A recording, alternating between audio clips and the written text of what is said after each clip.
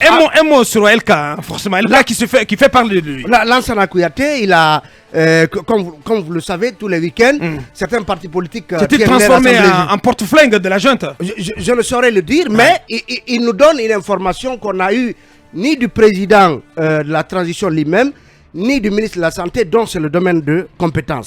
Puisqu'il nous dit que le bâtiment restitué par le président de la transition sera transformé en maternité. Du côté de l'Andrea. Du côté de l'Andrea. C'est une exclusivité que Lansana Kouyaté nous donne ainsi parce que, à mon avis, cela devait venir du gouvernement lui-même, de la bouche du colonel lui-même, qui a voulu montrer l'exemple, donc en quittant les locaux d'un bâtiment public qui sera désormais transformé en maternité, ou tout au moins le ministre de la Santé. Et cela traduit quoi exactement, Talibé? Non, je ne saurais le dire, mais toujours est-il qu'aujourd'hui, beaucoup se questionnent sur la position. Est-ce qu'il a dit, j'ai appris que peut-être que ses services de renseignement, lui aurait apporté cela? Oui, je pose la question. C'est ce que je dis. À mon avis, de toute façon, c'est lui qui donne l'information. C'est lui qui donne l'information. Peut-être qu'il peut rajouter, j'ai appris que ce sera fait, transformé en centre de santé. Bon, quoi qu'il arrive. C'est ce que je dis. Parce que, je voilà, suis en les train de informations... dire, l'autre question, parce que vous posez la question concernant Lansana Kouyaté,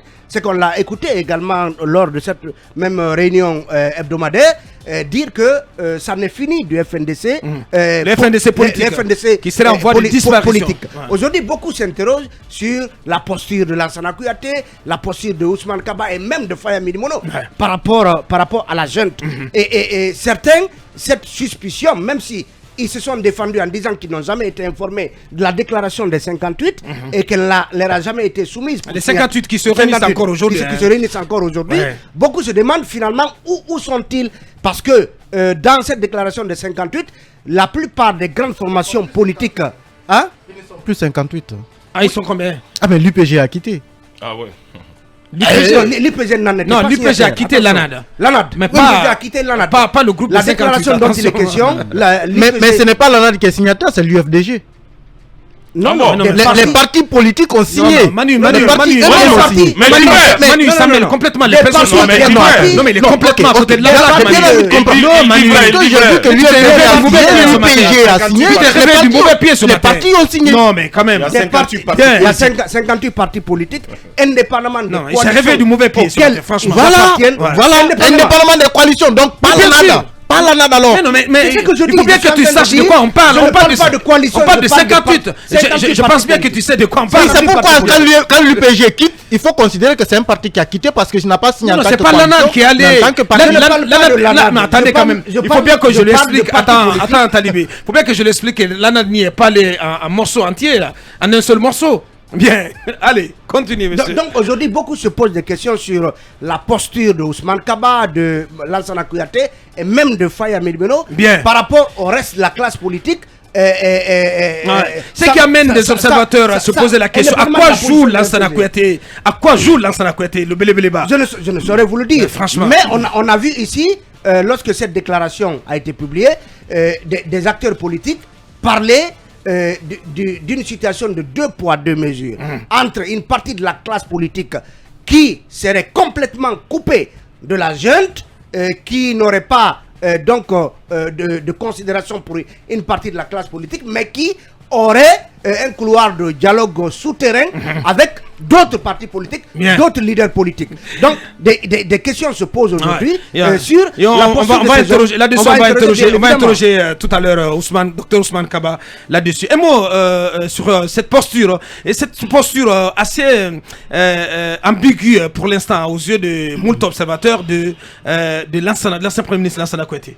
Non, mais il n'y a rien d'ambigu, il n'y a pas d'ambiguïté en la matière. Kouyaté dit à qui veut l'entendre qu'il croit en la junte parce que les actes posés depuis durant les 6 mois sont rassurants.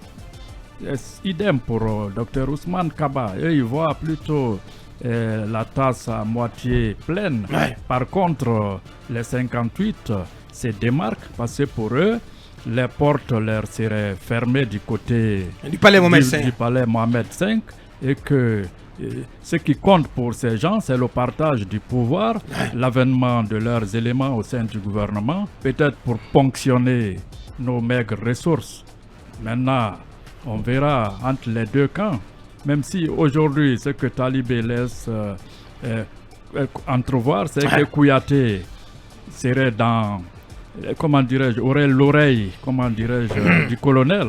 Parce que par rapport à cette maternité du côté de l'Andrea, c'est tout à fait possible. Chacun vient, même Selou dit qu'il a tenté, comment dirais-je, de rencontrer le colonel. Il aurait aimé, les portes lui ont été fermées, idem pour Sidi Touré. Maintenant, ce qu'il faut souhaiter est que tous ces gens reviennent à des meilleurs sentiments pour qu'on puisse sauver cette transition. Ça traduit déjà des divisions assez sérieuses au sein de la classe politique. Oui, mais ça traduit quand même une certaine division au sein de la classe politique. Il n'a pas dit son dernier mot. Les cadors de la scène politique n'embouchent pas la même trompette. Voilà, et ça fait son affaire. Même si on va revenir. Ça fait les choux gras, les affaires d'Alpha Condé, mais aussi du colonel. Il trinque là, il boit du petit lait du côté des Nabab là-bas. Bien. Allez-y, Mohamed Kaba, parce que là, on va aller jusqu'à la pause. On est à 2 minutes de la pause. Allez-y, Mohamed. Très rapidement, s'il y a un leader qui est constant, qui est cohérent, c'est bien sûr Lansana Kouyaté. Eh ben. Pendant que d'autres ont refusé, Kouyaté a été constant. Lorsqu'il était question d'aller aux élections, Lansana Kouyaté est resté droit dans ses bottes, il n'est pas parti. Celui qui accompagne Alpha Condé, vous le connaissez tous.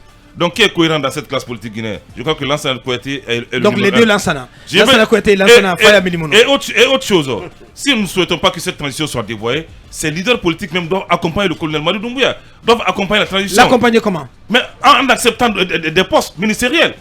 Ça, c'est la vérité. Mohamed. En acceptant même des postes, en acceptant d'accompagner le colonel. Parce que en renonçant à être candidat. Non, peut pas qu'on reste. Non, pour peu que vous entrez au gouvernement, c'est fini. Vous ne pouvez plus. Faut pas qu'on reste.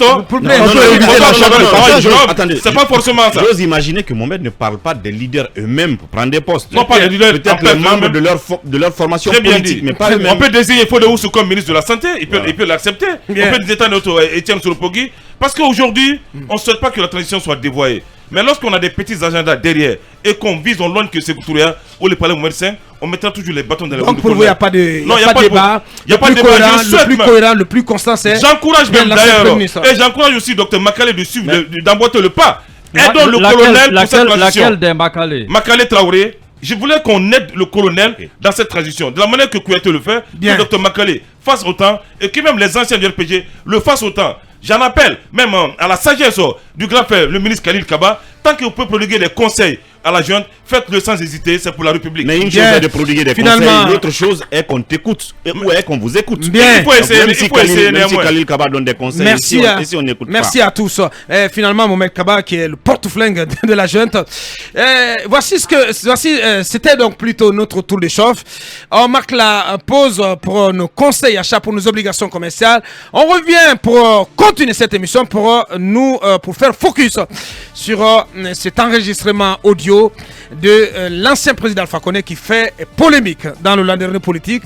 Est-il en train d'ourdir un plan démoniaque pour déstabiliser la Guinée? Ça va s'emballer.